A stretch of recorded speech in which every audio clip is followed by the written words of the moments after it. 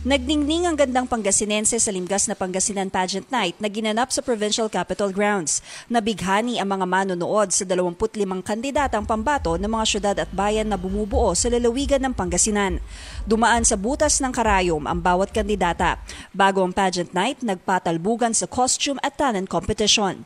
Isa-isang rumampa sa entablado ang mga kandidata, suot ang mga malilikhaing kasuotan na gawa sa recycled at indigenous materials. Hinangaan din ang mga kandidatang nagpamalas ng kanilang natatanging talento. Sa gabing pinakahihintay, muling nagpatalbugan ang mga kandidata. Pero sa pagkakataong ito, galing at talino sa pagsagot sa question and answer portion ang naging batayan sa pagpili ng kokoronahan bilang Limgas ng Pangasinan.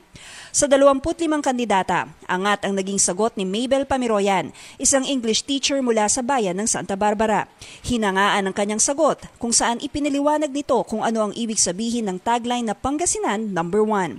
Anya maihahalin tulad ito sa tahanan, nakakikitaan ng mga mabubuting lider, pasisipag at nagsusumikap sa buhay. Hindi nabigo si Pamiroyan na iuwi ang korona. Siya ang tinanghal na Limgas ng Pangasinan at pinarangalan din bilang Darling of the Press at titulong Miss Finma.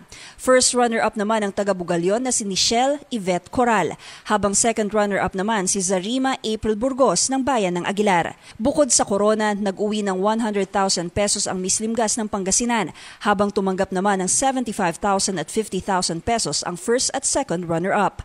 Bilang Limgas ng Pangasinan, katuwang ito sa pagsusulong ng mga advokasya ng lalawigan para sa higit pa nitong pag-unlad. Cherise Victorio para sa Capital News TV.